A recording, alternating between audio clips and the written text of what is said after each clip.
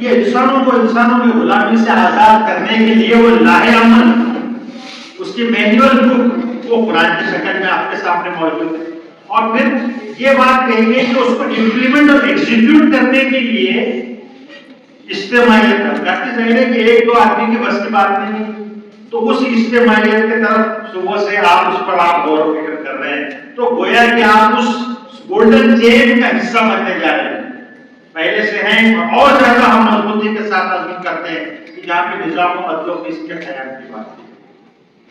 اب دیکھیے یہ ہے اصل، اور یہ انسان جا رہا ہے دھیرے دھیرے، اور آخر میں ہوگا یہی۔ دیکھیے اللہ تعالیٰ نے اس کو کتابوں کے ذریعے سے بتایا، اسے نہیں سمجھنا چاہیے، انسان کی اپنے طرف تجربے سے سیکھنا چاہیے۔ تو کسی نے کہا کہ وہ جو نظام عدل و قسط محمد رسول اللہ نے قائم کیا تھا شاید وہ اپنے زمانے کی چیز نہیں تھا، اس لیے وہ 30 سال چلا اور پھر سے واپس انسان کو نہیں ہم کو بادشاہ ہونا، پھر سے بادشاہ آ گئی، تقریر میں آپ کے سامنے بات ہے، امیر باجی کی حکومت آ گئی، اور اس کے بعد پھر ایسا کچھ ہوا کہ نواسہ رسول کو اپنا خون سے لکھنے کے بعد لکھنا پڑا یہ بات کر کے کم سے کم یہاں کھڑے رہے، ورنہ آپ دیکھیں تو پوری تاریخ میں یہ مولانا مودودی پر الزام ہے کہ صاحب یہ انہوں نے ایک نئی اصطلاح ایجاد کر دی، ایک نیا کنسپٹ پیش کر دیا جو تو سلف اسلاف کے پاس نہیں تھا، اتنا جابرانہ نظام تھا کہ کہتے ہیں کہ ان کے دور میں وہ بیٹھے اس کے اوپر ممبر کے اوپر اور انہوں نے ایک ساتھ میں کھڑے کر کہا کہ بھائی وقت ہو رہا ہے نماز کا، تو ابھی تک کہ جماعت ختم ہو جائے گی، آپ کی تقریر ختم نہیں ہو رہی، 2 گھنٹے ہو گئے۔ تو انہوں نے کہا کہ اے شخص یہ بڑا اچھا آدمی ہے لیکن اس کا مقام یہاں نہیں ہے مدینہ، اس کا مقام جنت ہے، کوئی جنت ہے، اس کو اٹھا کے لے گئے باہر قتل کر دیا۔ تو یہ ان کی کسی کی ہمت نہیں تھی بات کرنے کی، جنہوں نے بات کی انہوں نے گھوڑے کھائے، چاہے وہ پھر امام شافعی ہونے دیجیے، امام ابو حنیفہ ہونے دیجیے، آپ پڑھ لیجیے تاریخ کو، ایسا نہیں کہ کسی نے نہیں کہا کہ کوئی نئی چیز مودودی نے ایجاد کر دی کہ کسی کے پاس میں نہیں تھی، کہ کہاں سے آگے لوگ اس پر طرح کے الزام لگاتے ہیں، آپ کے ساتھ بھی یہ باتیں کریں، تو یہ بات سمجھ لیجیے کہ یہ وہاں سے اس کو ملتا ہے۔ مولانا نے خود کہا کہ شیخ الاسلام ابن تیمیہ ابن قیم اور پھر حلب میں آتے آتے شاہ ولی اللہ، یہ وہ لوگ ہیں جنہوں نے جن اصطلاح پر یہ کام کر کے بتایا ہے کہ اصل کام تمہارا کیا ہے۔ تم کو جو کتاب دی گئی صرف پڑھنے میں، ارے بھائی بے شک پڑھو گے تو ثواب ملے گا، یہ اللہ کا قانون، آپ کانسٹیٹیوشن لے کے خالی پڑھتے بیٹھتے، سرکار بولی کہ بہت اچھے لوگ ہیں اور کرے اس کے خلاف نہیں، پڑھے کہ کونوا مع الصادقین اور رہے انفرادیت کے ساتھ، تو آپ نے کیا سمجھا اور کیا پڑھا، سوال یہ ہے نا۔ تو یہ ہے وہ پورا ایک سسٹم جس کو اللہ کے رسول صلی اللہ علیہ وسلم نے قائم کیا 23 سال میں خلافت کا، اور پھر اس میں وہ جو تھا اقرا سے اس کا آغاز ہوا، علم اور تعلیم کا کام، اور پھر وہ علم کی وحدت جو آگے جا کر کے 2 حصوں میں تقسیم ہوئی، دینی علم اور دنیاوی علم، اس کا خمیازہ ہم ابھی تک بھگت رہے ہیں، وہ علم کی وحدت جس طرح بسم ربک الذی خلق، وہاں سے اس کا آغاز کیا، اور پھر وہ لا الہ الا اللہ کا وہ انقلابی کلمہ تھا، یہ ریولیوشنری آپ اس کو کہتے ہیں، یہ اس کا یہ ہم کہتے ہیں اس کو کہ یہ کرانتیکاری منتر تھا،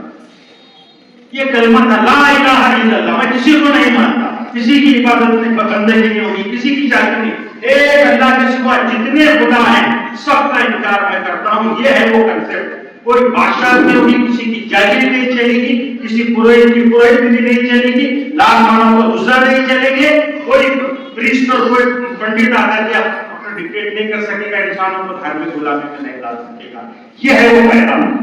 دوسرا اسپیکٹ تھا، قرآن اس کو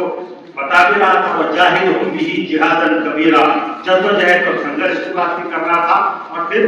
جماعت کے ساتھ ایک امیر کی اطاعت کے اندر یہ آپ صلی اللہ علیہ وسلم نے سسٹم کو رکھا، اپنے بعد اس کی اتنی حفاظت فرمائی کہ آپ دیکھیے کہ لوگوں نے کہا کہ سر اس پر بحث ہے کہ دین اقامت دین فرض ہے، فرض عین ہے یا فرض کفایہ ہے، اس کے اوپر لوگوں نے بات کی۔ ایک صاحب نے بہت اچھا اس پر فتویٰ لکھا، ڈاکٹر حیدر ان کا نام ہے، انہوں نے یہ بات کہی کہ یہ 3 دن تک یہ فرض کفایہ اور اس کے بعد میں فرض عین ہو جائے،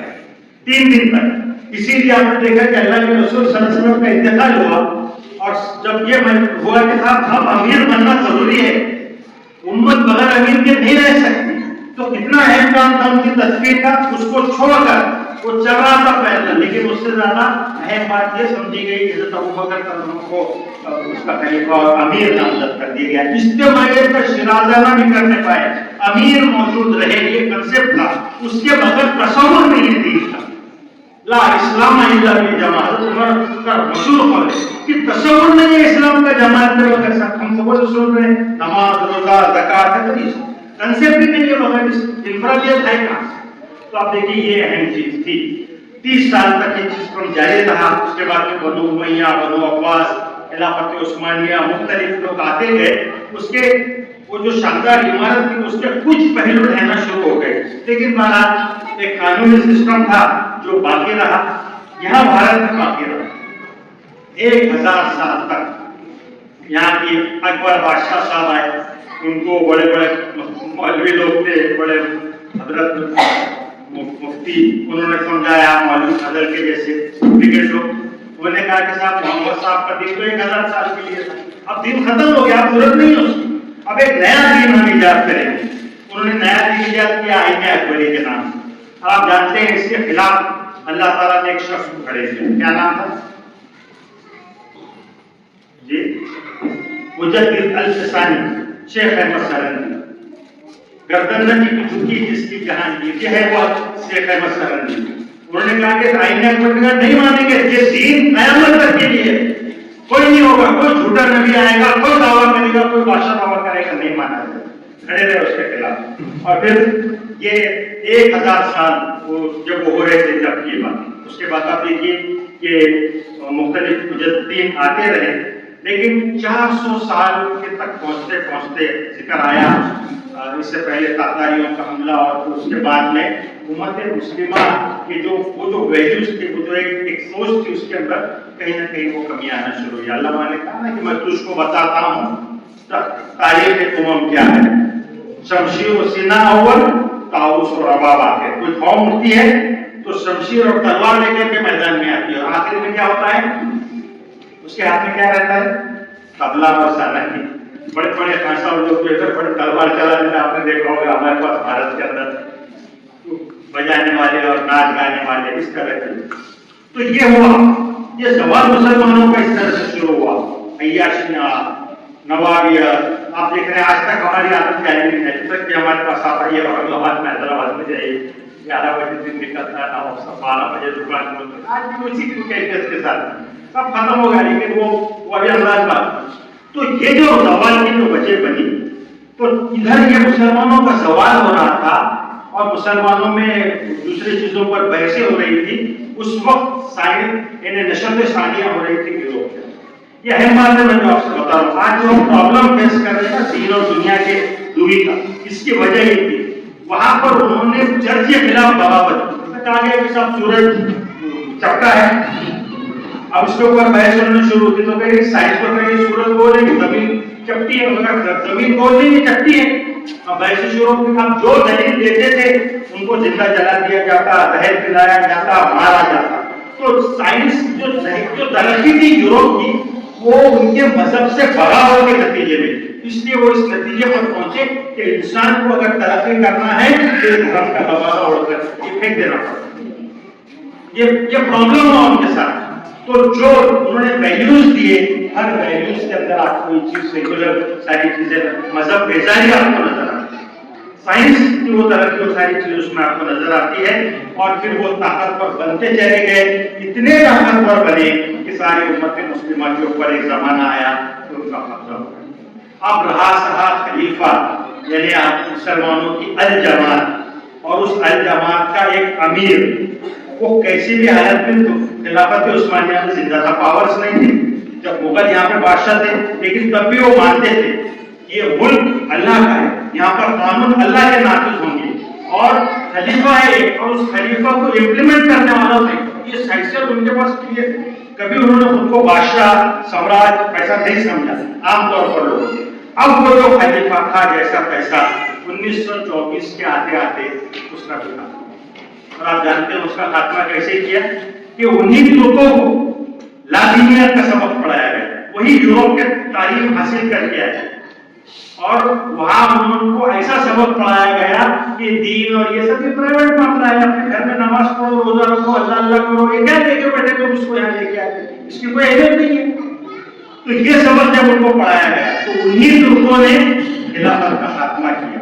علامہ نے بات کہی کہ 4 پر 3 کے نادا نے نظافت کی خبر، ساتھ کی اپنوں کی دیکھ، اوروں کی عیاری کی، عیاری اور بکاری کے ساتھ خاتمہ۔ بہرحال یہ سارا سلسلہ چل رہا تھا، حرم کے اندر ہم اس وقت دیکھ رہے تھے کہ یہاں پر بھی اس خلافت کو بچانے کے لیے موومنٹ کھڑا ہوا۔ 1857 کے بعد مسلمان جنگ آزادی میں اور اس میں حصہ لے رہے تھے، لیکن آپ دیکھیے کہ اس کے ساتھ ساتھ بہت سی چیزوں میں ڈاؤن فال ہو رہا تھا۔ ایک تو وہ جو پاور سٹرکچر تھا آپ کا وہ ختم ہوا، آپ کے قوانین ختم ہوئے، آپ کی جو سرداری تھی وہ دھیرے دھیرے ختم ہوئی، انگریز آتے گئے، بڑھتے گئے، زمینوں پہ قبضہ کرتے چلے گئے۔ یہ جو زوال تھا، یہ زوال دھیرے دھیرے دھیرے دھیرے انسانوں کو غلامی کی طرف لے کر گیا، اور اصل جو ایک مقصد ہے ان کا جو نشق العین ہے اس سے وہ بھولتے ہوئے چلے جا رہے تھے۔ 1857 کے بعد سے یہ سلسلہ شروع ہوا تھا، فوجداری قاعدے ختم ہوئے، ساری ہوئی، جاگیرداری ختم ہوئی، ساری چیزیں، اور اس کے بعد پھر جو تعلیمی نظام آیا اس کے نتیجے میں یہاں پر الگ ٹائپ کے لوگ پیدا ہوئے، ترقی پسند۔ آپ دیکھتے ہیں انٹلیکچوئل ٹائپ کے ترقی پسند لوگ تھے۔ ابھی آپ جاوید اختر صاحب کو دیکھ رہے ہیں، انہی کی نسل میں سے کچھ ہی بچے، کچھ ایک دو اس میں سے تو کہتے ہیں صاحب یہ کیا ہے، خدا کا وجود ہو، یہ کوئی بات نہیں ہے، یہ سب چھوڑ دو۔ سارا آرٹ کلچر، کتابیں لکھی گئی، بڑے بڑے اسکالرس پیدا ہوئے، انگریزوں کی ہر چیز کو بس سمجھنا واقعہ نہ کہتے ہیں، اس کی جس کی کوئی بات نہیں ہے۔ تو پوری طریقے سے مغرب پرستی کے اندر وہ گویا کہ مبتلا تھے۔ یہ جو کیفیت، اس کے نتیجے میں کیا ہوا، ریئیکشن ہوا، اور کچھ لوگوں نے کہا کہ صاحب یہ مغرب کا مقابلہ کرنا ناممکن ہے، تو اب ہم کیا کرتے ہیں، ہم اپنے گھروں کے اندر بند ہو جاتے ہیں، اپنا مدرسہ بناؤ، قال اللہ قال رسول کرو، ہم کو کوئی مطلب نہیں ہے، ہم کو یہ دین بچانا ضروری ہے۔ تو نتیجہ کیا ہوا، وہ پوری دنیا سے کٹ گئے۔ کیا آپ جانتے ہیں کہ کالر جو پہنتے انگریز کالر پہنتا، تو علماء نے ہمارے کہا کہ ہم کالر والی شرٹ نہیں پہنیں گے، انگریز کی نقالی ہوتی ہے، ہم اس کو نہیں مانیں گے، ہم کرسی کے اوپر نہیں بیٹھیں گے، ہم کو ابھی تک کیا معلوم، کرسی کے اوپر ہم نہیں بیٹھیں گے، انگریز کرسی کے اوپر بیٹھتا ہے، ہم کرسی پہ کیسے بیٹھیں گے؟ یہ ایک ریوولٹ پیدا ہوا۔ لاؤڈ اسپیکر آ رہے ہیں، اس میں سے تو اذان کی آواز نہیں ملتی، پاپا یہ تو شیطان کی آواز نکلتی، اس میں سے ہم اس کو استعمال نہیں کریں گے۔ یہ آپ دیکھیے، یہ اس کا نتیجہ ہوا، کچھ لوگ دیکھ رہے ہیں۔ اب دیکھیے اللہ تعالیٰ نے کچھ لوگوں کو بصیرت دی اور کچھ لوگ اس کو دیکھ رہے تھے، جیسے علامہ اقبال کا ذکر آیا۔ دوسری ایک شخصیت آپ کو اس میں ملتی ہے، وہ ہے مولانا ابوالکلام آزاد۔ اس وقت انہوں نے حکومت الہی کا نعرہ دیا تھا، اور اس سے بھی ان کی بھی آپ سمجھتے کہ استاد وہ شیخ الہند محمود الحسن دیوبندی صاحب مالٹا کی جیل میں سے جب نکلے تو انہوں نے کہا کہ میں جیلوں میں جو میں نے 20 سال غور کیا اندھیروں میں، تو مجھے سمجھ میں آیا کہ امت مسلمہ کے زوال کے 2 وجہ، ایک کیا ہے، قرآن کو چھوڑ دینا، دوسرا اس کو یاد رکھیے، آپ اسٹیٹمنٹ بہت غیر معمولی تھی، مسلمانوں کا آپس میں تفرقہ۔ تو مفتی شفیع صاحب نے لکھا ہمارے قرآن کے نام کہ حضرت نے جو 2 باتیں کہیں وہ اصل یہی ہے، اصل میں امت مسلمہ کا زوال کی وجہ کیا ہے؟ بھئی آپ نے قرآن کو چھوڑ کے اپنے مولانا کی کتاب پکڑی تو تفرقہ تو ہوگا، اگر آپ قرآن کو پکڑیں گے تفرقہ نہیں ہوگا۔ تو بات یہ ساری چیزیں ہو رہی تھی، اور پھر یہ جب اس میں جو نتیجہ تھا، تو مسلمانوں میں جو انٹلیکچوئلز پیدا ہوئے، مغرب زیادہ مسلمان پیدا ہوئے، اس کے نتیجے میں وہ لٹریچر لکھا گیا، ذہن تبدیل ہوئے، دھیرے دھیرے وہ غلامی قبول کر لی گئی، قریانیت ہے نا، ترقی پسندی کے نام پر وہ ساری چیزیں۔ اور دیکھیے ان حالات کے اندر یہ خلافت موومنٹ کو جو لیڈ کر رہے تھے، تو مولانا مودودی الرحمن نے کہا کہ میں وہ خلافت موومنٹ کے ساتھ میں تھا، لیکن میرے سمجھ میں آ رہا تھا کہ اگر یہ خلافت موومنٹ کا ڈرائیو اپنے ہاتھ میں نہیں، اگر یہ کچھ پرابلم ہوا ادھر، اگر خلافت موومنٹ ختم ہو تو کیا ہوگا، اور ویسا ہی ہوا۔ جیسے ہی ادھر خلیفہ ختم ہو، یہ خلافت موومنٹ آپ جانتے ہیں اتنی پاورفل تحریک تھی کہ گاندھی جی خود اس میں شامل ہوئے، کانگریس کی حیثیت نہیں تھی اس وقت، مسلمان لیڈ کر رہا تھا آزادی تحریک کا۔ اب اس میں ایسا ہوا کہ جب خلافت موومنٹ ختم ہوئی، اچانک آپ کے پاس کوئی گولی نہیں رہا، کیا کریں گے؟ ختم، موومنٹ ختم ہو گئی، اب کیسا کریں گے؟ انگریزوں سے لڑیں گے کیا؟ اب کانگریس لڑ رہی ہے۔ دھیرے دھیرے کانگریس نے کہا کہ تم ہمارے ساتھ شامل ہو، और आप देखिए कि कहाँ आप दिशा देने वाले लोग, डायरेक्शन देने वाले लोग, वहीं पर ऐसे लोग पैदा हुए। उन्होंने कहा कि साहब कोई ऑप्शन नहीं है, हमको कांग्रेस के साथ जाना चाहिए। तारीख में उठा करके आप पढ़िए और वो सारे लोग प्रचार करना शुरू। एक तरफ तो ये हुआ, दूसरी तरफ ये हुआ जो बाकी लोग थे वो सोच रहे थे कि साहब ये तो सब हो जाएंगे, इनके अंदर शुद्धिकरण की तहरीक शुरू हो चुकी है। उन्होंने कहा कि हिंदू शुद्धिकरण, मुसलमानों को शुद्धिकरण करो, ये अपने लोग हैं इनको वापस अपने धर्म में लाओ। ये भी सारी चीजें हो रही थी। मौलाना के घर पे वो भी देख रहे, एक तो पढ़ा लिखा था, दूसरा ये कांग्रेस की तरफ जाने वाला था, जो शुद्धिकरण वाला था। अब ऐसे इस माहौल के अंदर क्या किया है, सवाल ये। तो उस वक्त मौलाना कहते हैं कि मैंने इस बात को गौर किया। और एक चौथा डायमेंशन उसका ये भी आप देख लीजिए कि उसके रिएक्शन में, काउंटर रिएक्शन के अंदर मुस्लिम लीग की तहरीक पर उन्होंने कहा था कि यार नेशन, हमें कौम है, ये कांग्रेस का नजरिया था। उन्होंने कहा कि सब एक कौम कैसे हो सकते हैं, हम तो अलग अलग लोग हैं, दो कौम में, एक हिंदू कौम है यहाँ पर, एक मुसलमान कौम, तो दोनों अलग अलग हैं। और फिर वो पाकिस्तान गवर्नमेंट से मौलाना ये देख रहे थे कि ये सारे जो हरकतें हो रही है, लोग पटान कर रहे हैं, लिखने वाले लिख रहे हैं, असल पॉइंट पे करने नहीं चाहते। असल बात ये थी कि दीन ने उसका परमिशन पेश किया, दीन की इस्तेमाल कायम हो और दीन के लिए सारी चीजें हो, उसके लिए जद्दोजहद हो, सब इस पर कोई बातें नहीं करना चाहते। सब कुछ छोटे छोटे गोल थे और उसी के अंदर सब लगे हुए। उस वक्त मौलाना ने इस बात को क्या, आप देखिए ये मामूली बात नहीं है। मैं आपसे क्यों बता रहा हूँ तफसील के साथ, मैं आपसे इसलिए बता रहा हूँ कि अल्हम्दुलिल्लाह ये सारे लोगों की ये सोच विचार, उसका नतीजा है कि आप यहाँ पर आज बैठ कर जमात के बारे में बहुत ऐसे नहीं हुआ। और फिर उसको जो तो मौलाना ने ऐसे खत्म नहीं होने दिया, खत्म नहीं कर दिया गया, बल्कि आपने मुसलमानों की उस हालत पर गौर किया और देखा कि साहब हमको दोनों तरफ के लोगों की जरूरत है। यहाँ ये अलीगढ़ मुस्लिम यूनिवर्सिटी की तहरीक ये बढ़ रही है, लेकिन इसके नतीजे में यहाँ पर कम्युनिज्म भी डेवलप हो रहा है। मदरसों के अंदर जो लोग आ रहे हैं वो ऐसे हैं कि वो अमली जिंदगी में किसी काम में नहीं आते। इन दोनों को जोड़कर हमको ऐसे लोग चाहिए, जाहिर है कि ऐसे लोग जो मिस्टर हो ना मौलाना, है ना, अल्लामा को अकबर ने कहा था हमारा क्या है भाई, हमने मिस्टर है ना मौलाना। तो ये मिस्टर और मौलाना के बीच का कोई आ जाए, कोई लोग आए जो अपने मिशन के साथ वाबस्ता हो, दीन को समझें और दीन को उस कुरान के चश्मे के साथ समझें। और फिर कौम परस्ती याद आज भी इशू है आपके पास। आखिर में बोलते थे हमारा लीडर है, चलो बोला तो क्या हुआ, उसके पीछे चले जाए। कौम परस्ती का मसला है ना, बहुत बड़ा रिएक्शन पैदा हो तो कौम परस्ती के भी न बने। एक तरफ वो ज्यादा तरक्की पसंद होकर के कहीं गुमराह न बन जाए, दूसरी तरफ ये है कि कांग्रेस के रंग का जो वो था एक वो मुख्य धारा में बह करके कुछ और एक नई शख्सियत में मुसलमान पैदा हो जाए। ये सारे कीर्तनाल पर कितना भी उठ रहा था शुद्धिकरण के। मौलाना ने बहुत सुकून के साथ आप बैठे और उसके बाद आपने इसके ऊपर गौर किया और जमात इस्लामी के बारे में सीरियसली गौर करना शुरू किया। कुछ चीजें अभी आपके सामने आई कि अल्लामा इकबाल का भी लिखा इस्लाम में लोगों ने देखे तो कहा कि कौन है ये शख्स, ने कहा कि ये तो वही सोचता है जो मैं सोचता। और फिर उस वक्त आपने दारुस्सलाम की वो पूरी बुनियाद रखी और आपके जहन में वो मंसूबा था, खुद मौलाना के जहन में मंसूबा था कि मैं किताबें तो लिख रहा हूँ, किताबें शाह वलीउल्लाह ने भी लिखी, बेहतरीन किताबें शाह वलीउल्लाह ने लिखी, सारा इमामुद्दीन का कंसेप्ट पेश किया, मगर वो किताबों तक महदूद रह गया। अगर इसको मैं अमली तौर पर एक तहरीक बर्पा नहीं होगी तो फिर ये भी ऐसा होगा कि मान जाइए कि वो कोशिशें थी कि वो लोग इस पर काम करते रहे। कहते हैं कि 1926 से 1938 तक मुसलमानों की ऐसी पोजीशन थी कि उनका कोई लीडर नहीं,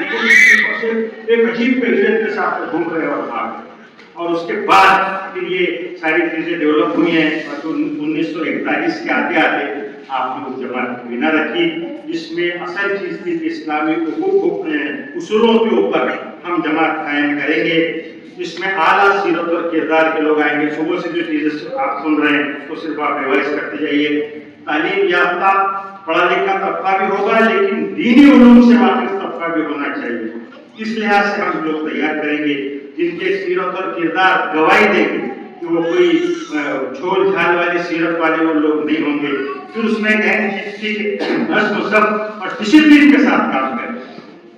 There is not no reason why, there is what to do and die. मैंने हदीस आपके सामने सुने, उसने अल्लाह के रसूल ने ये बात इरशाद फरमाई कि जिसने मेरी इताअत की वमन अतानी फक़द अता अल्लाह, उसने अल्लाह की इताअत की, और जिसने मेरे अमीर की इताअत की उसने मेरी इताअत की, गोया कि उसने अल्लाह की इताअत की। और जिसने नाफरमानी की, एक ही बात का सबब है। तो अपने अमीर की इताअत इस दर्जे अमीर की इताअत के, अमीर अगर कोई बात कहे आपसे तो आप बोलेंगे कोई ऑर्डर, चलिए हम तैयार हैं। ये नज़्म और ज़ब्त और डिसिप्लिन